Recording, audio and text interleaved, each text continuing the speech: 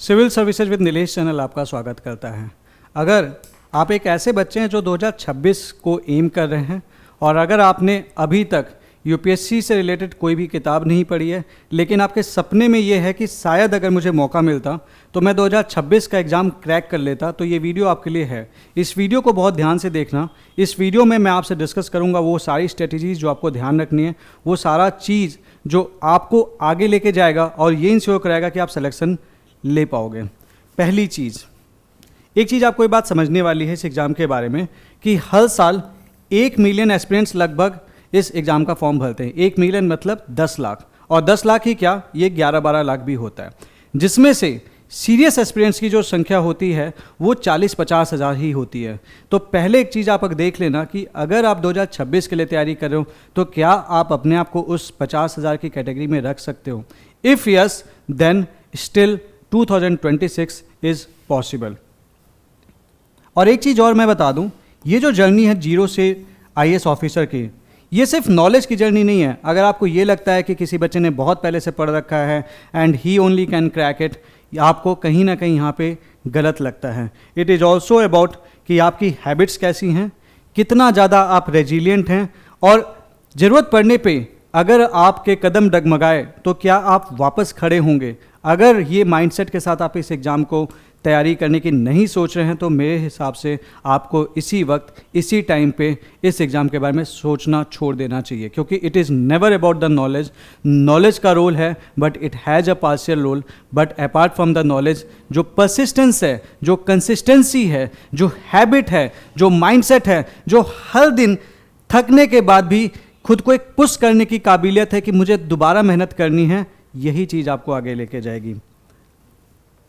पहली चीज़, अब आप एक बिगनर हैं तो आपको पास सबसे बड़ा फ़ायदा पता है क्या है, कि आपने फेलियर देखा ही नहीं है।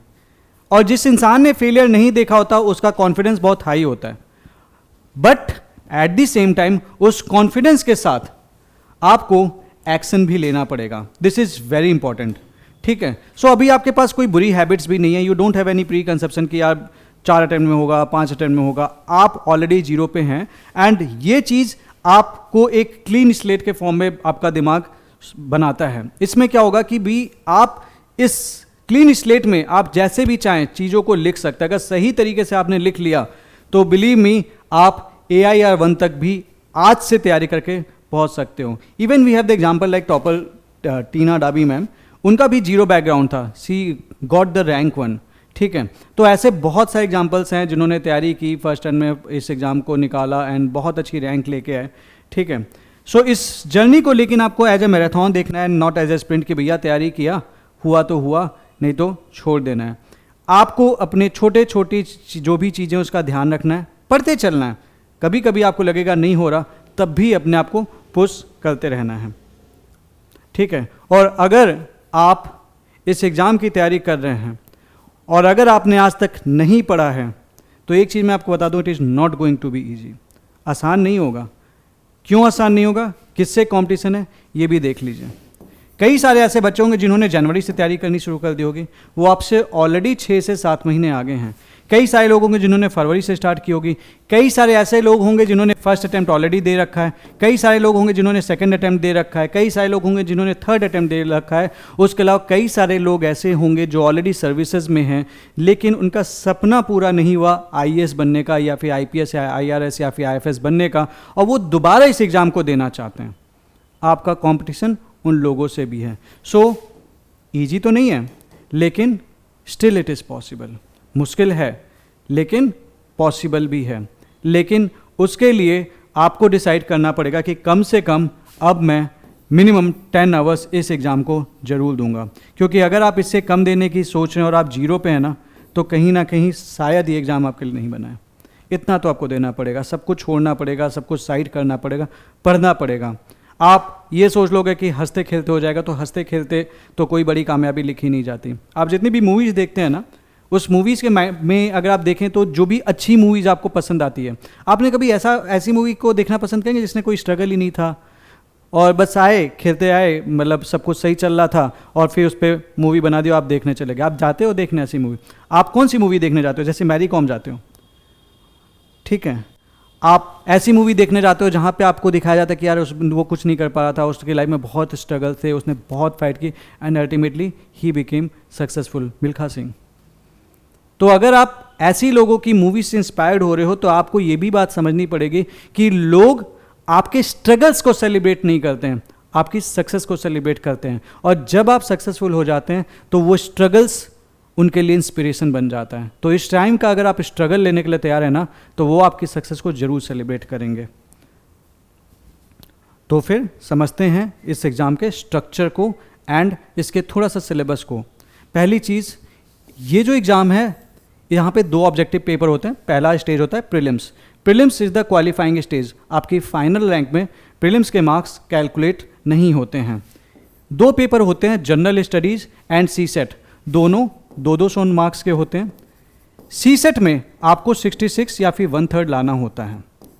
अगर आप इतना ले आए तो फिर आपके जो भी मार्क्स जीएस होंगे, इसको यूज करके जो भी कट ऑफ बनेगी, अगर आपका मार्क्स कट ऑफ के ऊपर है तो फिर आपको अगले स्टेज के लिए काउंट किया जाएगा, जो होगा मेंस।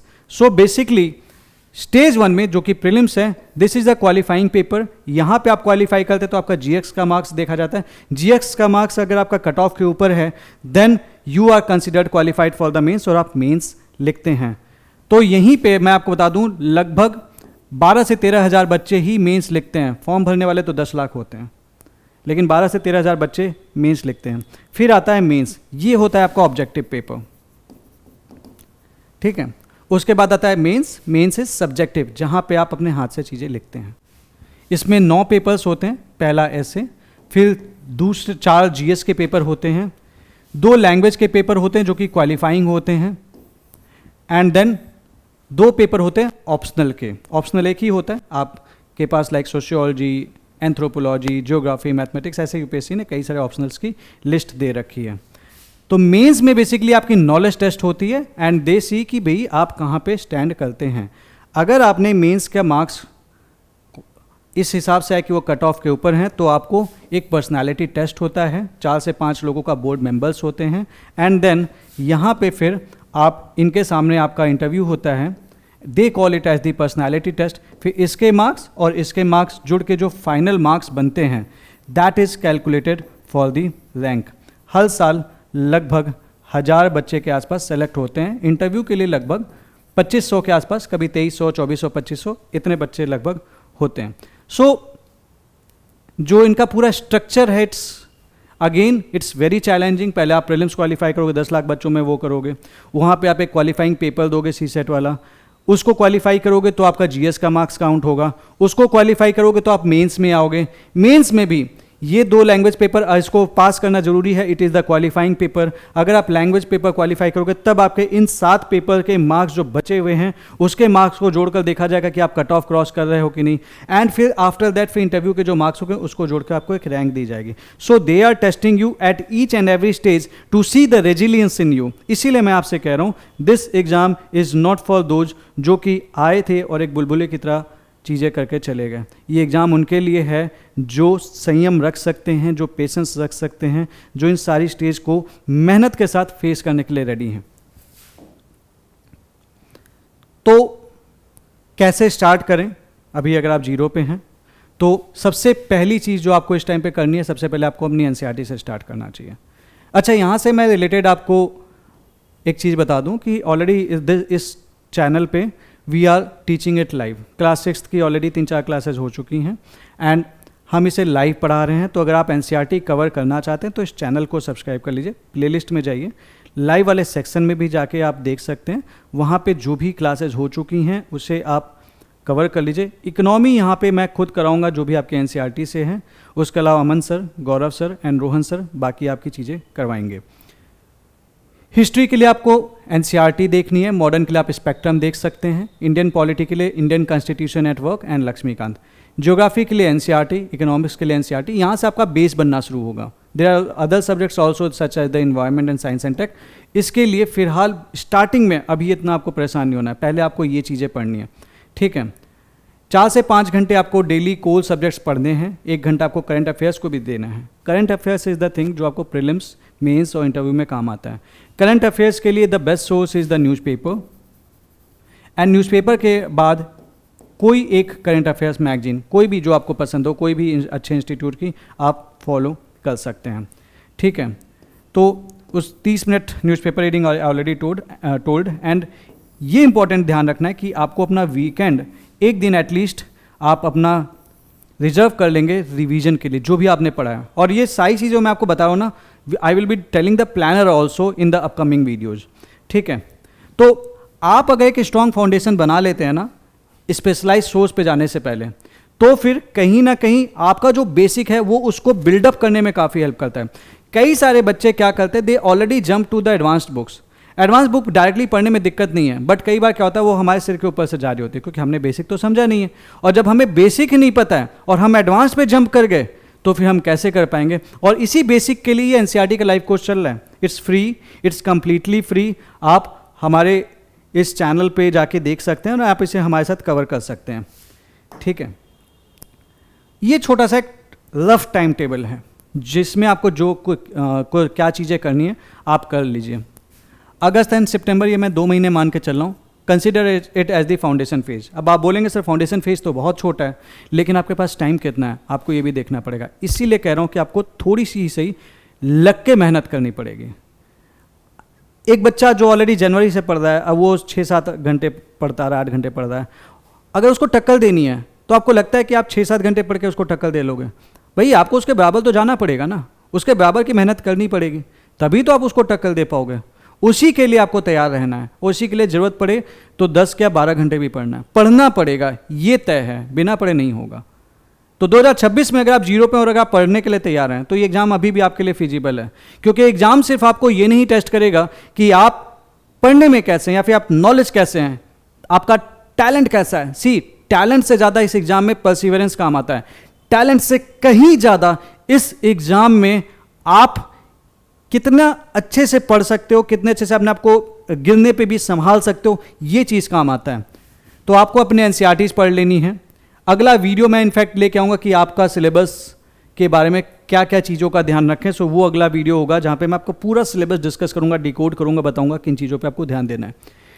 न्यूज़पेपर एनालिसिस स्टार्टिंग में देखो, जब आप पढ़ना शुरू करोगे तो देखो 2 न्यूज़पेपर ही हैं जो अच्छे हैं, बाकी ये दोनों बहुत अच्छे हैं। पहली चीज़ द हिंदू, दूसरा है द इंडियन एक्सप्रेस। कोई भी एक न्यूज़पेपर जो भी आपको पसंद है आप पढ़ सकते हैं, आपको कोई लॉस नहीं होगा। इंडियन एक्सप्रेस अपने आप में बेहतरीन न्यूज़पेपर है, द हिंदू अपने आप में बेहतरीन न्यूज़पेपर है, although the Hindu is more popular among the students, ठीक है। तो कोई एक न्यूज़पेपर फॉलो कर लो। अगर आपको बहुत ईजी लैंग्वेज चाहिए तो Indian express is a very good source. अगर आप थोड़ा सा और स्टैंडर्ड लैंग्वेज पढ़ना चाहते हैं तो the Hindu is a very good source, छूटेगा कुछ भी नहीं आपका, ठीक है। उसके अलावा अगर आपको स्टार्टिंग में न्यूज़पेपर नहीं समझ में आ रहा है तो आप किसी भी चैनल पे you can go and watch the videos of the current affairs वाला न्यूज़पेपर जो बनाते हैं कई सारे लोग, ठीक है। तो पहले में आपको 2 महीने में अपना फाउंडेशन क्लियर कर लेना है ताकि आपका बेस स्ट्रॉन्ग हो। अब आपकी अगर नींव मजबूत बन गई ना तो इस पर इमारत खड़ा करना आसान हो जाता है। नींव बनाने में मेहनत लगती है, नींव पे बहुत अच्छे से मेहनत कर लीजिए। और आपकी उस नींव बनाने के लिए हम ऑलरेडी मेहनत कर रहे हैं, उन वीडियोज़ को जरूर देखते चलिएगा, आपके कई सारी चीज़ें अपने आप क्लियर हो जाएंगी। सेकेंड फेज आएगा आपका इंटेंसिव प्रिपरेशन का, जब आपको एडवांस किताबें पढ़नी पड़ेंगी, लाइक लक्ष्मीकांत पढ़नी पड़ेगी। अगर आप इकोनॉमिक्स के लिए मृणाल सर को पढ़ना चाहते हैं या फिर विवेक सिंह सर के बुक पढ़ना चाहते हैं या रमेश सिंह सर के बुक पढ़ना चाहते हैं, एंड इन्वायरमेंट के लिए कोई और किताब पढ़ना चाहते हैं, तो देन आपको वो सारी किताबें पढ़नी पड़ेंगी। मैं आपको एक सजेस्टिव बुक लिस्ट ज़रूर दूंगा, but in the upcoming videos, ठीक है। ऑप्शनल सब्जेक्ट ये आपको डिसाइड करके कवर करना पड़ेगा, कौन सा ऑप्शनल लें। इस टाइम पे देखिए मैं आपको पर्सनली यही सजेस्ट करूंगा कि कोई बड़ा ऑप्शनल मत लीजिए।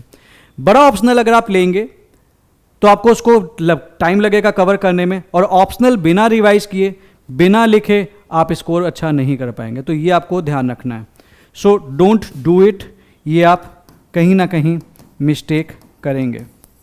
तो अगर आप मुझसे पूछेंगे कि अच्छे ऑप्शनल्स कौन है फिर जो छोटे हैं, then sociology and anthropology is a very good optional, एक बहुत अच्छा चॉइस हो सकता है।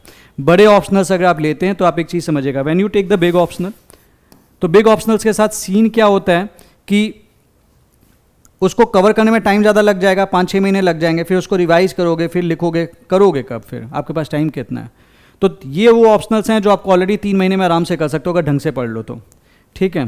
एंड वीकली मॉक टेस्ट देना शुरू कीजिए, ऑब्जेक्टिव का भी और मेंस का भी, ज़्यादा नहीं, 30, 40, 50 क्वेश्चंस। और मेंस का एक छोटा सा टेस्ट, कोई सेक्शनल 10 क्वेश्चंस, इतने से स्टार्ट कर दीजिए, ठीक है। एंड जनवरी 2 में आपको पूरा सिलेबस को रिवाइज करना है जितना आपने कवर किया है। आंसर राइटिंग प्रैक्टिस भी लेकिन साथ में करते रहनी है। 1 से 2 सवाल, ज़्यादा नहीं, 1 से 2 सवाल आप लिखते चलिए एंड ऑब्जेक्टिव्स को डेली बेसिस पे करते चलिए। And prelims focused MCQ practice आपको करनी है। तो इस 15 महीने की जर्नी को आपको स्ट्रक्चर्ड वे में अगर क्लियरली डिफाइंड गोल्स के साथ आप कर रहे हो, then definitely it is possible. देखिए सीधी सी बात है, अगर टायर ऑलरेडी बना हुआ है और इस टाइम पे अगर आप एक्सपेरिमेंट करेंगे अपने साथ, तो फिर क्या होगा, आप सोचेंगे चलो टायर बना लें, तो कभी ऐसे बनाओगे, कभी ऐसे बनाओगे, कभी ऐसे बनाओगे, ऐसे बनाओगे। टायर ऑलरेडी बना हुआ है, सिंपल स्ट्रक्चर्ड वे में आपको चीज़ें दे रहा हूँ, ये मैं आपको अपने एक्सपीरियंस बेसिस पे शेयर कर रहा हूँ। सिंपली फॉलो दैट, कवर कर लीजिए, हो जाएगा। कुछ चीज़ें आपको ध्यान रखनी है कि आंसर राइटिंग, अब आप सोच के देखो कि अगर आप मई में आपने प्रीलिम्स दिया और आप उस टाइम पे सोचोगे मेरे को आंसर राइटिंग इंप्रूव करनी है, आपको लगता है 2 महीने के अंदर आप बहुत कुछ ऐसा चेंज कर लोगे, नहीं बदल पाओगे। Answer writing is the thing जो आप एकदम से नहीं चेंज कर सकते। आंसर राइटिंग के लिए आपको बिल्डअप अपने आप को करना पड़ेगा, क्योंकि आप प्रीलिम्स तो क्वालिफाई कर लिए, लेकिन मेंस में अगर आपको अच्छा आंसर लिखना है तो आपको कैसे लिखना है, इंट्रोडक्शन कैसे देना है, कंक्लूजन कैसे देना है, उससे रिलेटेड हम एक PYQ सीरीज का थीम वाइज मैं लेके आऊँगा, इस चैनल पे ही लेके आऊँगा। That is also completely free. इस चैनल पे अभी अगले 5 महीने के अंदर आप बहुत सारी अच्छी चीज़ें देखेंगे। तो वो आंसर्स कैसे लिखने हैं मैं आपको खुद भी सिखाऊंगा। उसके अलावा अगर आप स्टार्ट करना चाहते हो तो जैसे जैसे NCERT पढ़ रहे हैं, लाइक लेट से आपने एक चैप्टर पढ़ा, सिंपल उसको अपनी लैंग्वेज में समराइज करने की कोशिश कीजिए, एटलीस्ट लिखना शुरू कीजिए। The first step to write a good answer is to right.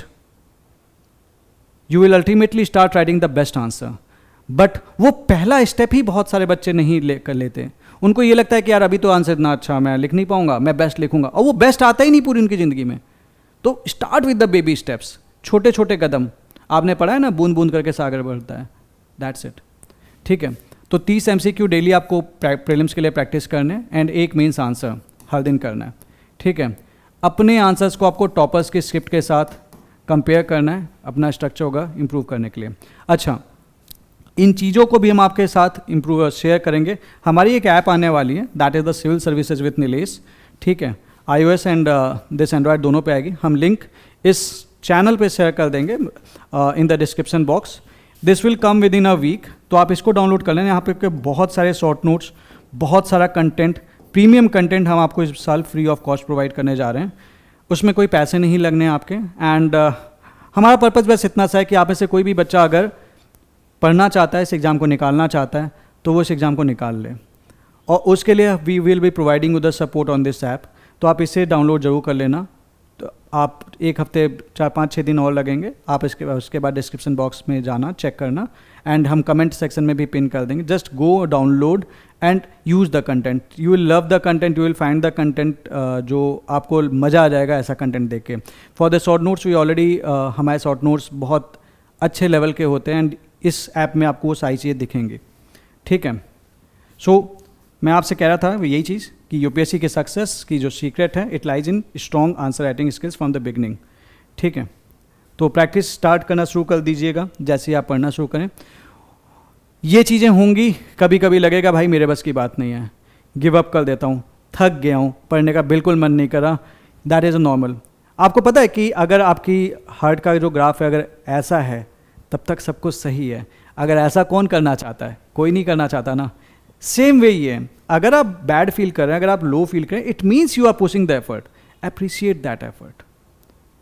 तो अपना एफर्ट अप्रिशिएट कीजिए, अपने छोटे छोटे विंस को ट्रैक कीजिए। भाई मैंने ये टारगेट किया था, क्या मैंने अचीव किया। एंड टू स्टार्ट विथ आप अपने टारगेट छोटे बना सकते हैं। कई सारे बच्चे सोचते हैं कि बहुत बड़े टारगेट बनाएंगे, नहीं, छोटे टारगेट्स बनाइए, कंप्लीट कीजिए, अपनी काबिलियत बढ़ाइए। अभी क्या था कि एक बच्चे से मेरी बात हो रही थी, ही वॉज ए स्टार्टर। उसने किसी टॉपर का वीडियो देख लिया। टॉपर ने बोला मैं तो द हिंदू भी पढ़ता था, इंडियन एक्सप्रेस भी पढ़ता था, डाउन टू अर्थ भी पढ़ता था, साइंस रिपोर्टर भी पढ़ता था, योजना भी पढ़ता था, कुरुक्षेत्र भी पढ़ता था, करंट अफेयर्स के लिए मेरे इतने सोर्सेस हैं। अब ये बच्चा, टॉपर ने बोला है, भाई ऑथेंटिक बात है। तो इस बार, और उस टॉपर का सिलेक्शन 5वें टर्न में हुआ था। तो अब ये बच्चा बोला था सर मैं ये सारी चीज़ें पढ़ूंगा। आपको लगता है वो बच्चा पढ़ पाएगा? वो गलती कर रहा है। वो उस टॉपर ने अपना टाइम जोन करते करते करते करते करते अपनी काबिलियत इतनी बढ़ा ली है कि वो उन चीज़ों को कम टाइम में कर सकता है। लेकिन अगर आप बिगनर हैं तो आपको लगता है कि आप ये सारी चीज़ एक साथ कर लेंगे, start with a small thing.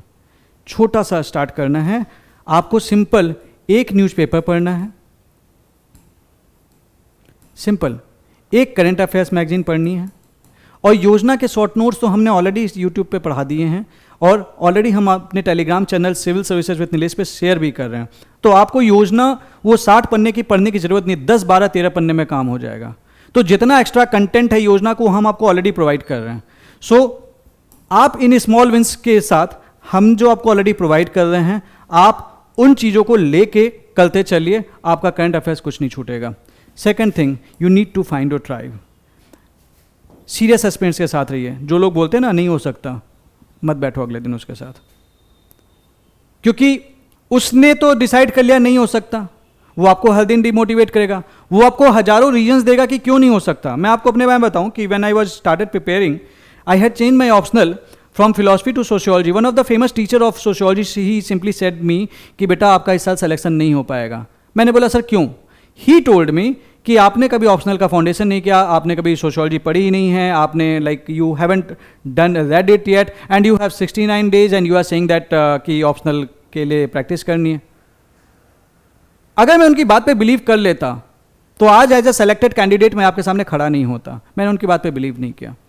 Right now you need a person जो आपके सपनों में विश्वास कर सके। फेलियर्स में तो विश्वास सभी को है, लेकिन करता वही है जो अपने सपनों पे विश्वास करता है। जब थॉमस अल्वा एडिसन ने बोला होगा कि कभी बल्ब वाली बात की होगी, लोगों ने मजाक उड़ाया होगा ना, राइट ब्रदर्स अब उड़ेंगे, लोगों ने मजाक उड़ाया था। और बहुत सारी ऐसी चीज़ें हैं। आज 30 साल पहले जाके बोलो ऐसे हम आपसे बात कर रहे होते, ऐसा कोई यूट्यूब होता, कभी कुछ होता, लोग हमें ऐसे बात कर रहे थे, हम लाइव आपके बात कर पा रहे थे, हम वीडियो के फॉर्म में बात कर पा रहे थे, लोग हंसते 30 से 50 साल पहले। लेकिन अब सब कुछ पॉसिबल है, चीज़ें हो रही हैं, और बहुत सारी ऐसी चीज़ें हो रही हैं। आजकल AI है, सब कुछ है। ऐसी ऐसी इमेजेस बन रही हैं जो आप सोच भी नहीं सकते थे, ऐसी ऐसी चीज़ें आ रही हैं जो आप सोच भी नहीं सकते थे। तो चीज़ें चेंज हो रही हैं, बट उन चीज़ों पे कभी ना कभी किसी ने विश्वास किया था। आपके ये मेरे सामने एक चेयर है, this one, this is a chair. मैं आपको एक चीज़ बताना चाहता हूँ उस चेयर से। आपको क्या लगता है ये चेयर कैसे बनी होगी? समझिएगा इस चीज़ को, जो छोटी सी कहानी बताना चाहता हूँ। ये चेयर भी किसी का सपना था कि कोई एक ऐसी चीज़ होगी जहाँ पे मैं कंफर्टेबली बैठ सकूंगा। उस इंसान ने सपना देखा, उस सपने को एक स्ट्रक्चर दिया, स्ट्रक्चर करके फिर उसने प्लास्टिक का मैं सोचा कि प्लास्टिक की चेयर्स बनाएंगे, इस तरह से कराएंगे। आज से 100 साल या आज से 500 साल पहले इस टाइप की चेयर्स पॉसिबल थी? नहीं थी। आज है। पहले लोग पत्थर पे बैठते थे, आज इस पे बैठ रहे हैं। क्यों? पहले लकड़ी की चीज़ें थी, आज प्लास्टिक से। तो किसी ने तो सपना देखा था ना कि हो सकता है, और ज़्यादातर लोगों ने मजाक उड़ाया होगा। आपका सपना है, आपको विश्वास करना पड़ेगा। You need to find your tribe. अपनी ट्राइब को ढूंढिए जो सोच रहे हैं ना, जो बच्चा की कर सकते हैं। 100 लोग ना बोल रहे हैं ना, भूल जाना। एक बच्चा हाँ बोल रहा है ना, उसके साथ लग जाना, और प्लान बनाना उसके साथ daily. You need such kind of people जो आपको गिराने की नहीं, उठाने की बात करें। और क्या हो जाएगा अगर आप फेल हो जाओगे? एटलीस्ट उस बच्चे से कहीं ज़्यादा अच्छे होगे जो ऑलरेडी ये सोच रखा है कि इस साल तो होना नहीं है, तो जो जाके मस्ती कर रहा होगा। आप हर दिन पढ़ रहे होगे, तो आपकी सक्सेस आपके पास आ रही होगी। तो you need to find your tribe, get your tribe, embrace the failure. 95% UPSC topper कभी एक या 2 बार जरूर फेल हुए हैं, लेकिन failures are your stepping stones to success. और एक चीज़ ध्यान रखना, फेल होना is not bad, quitting is bad.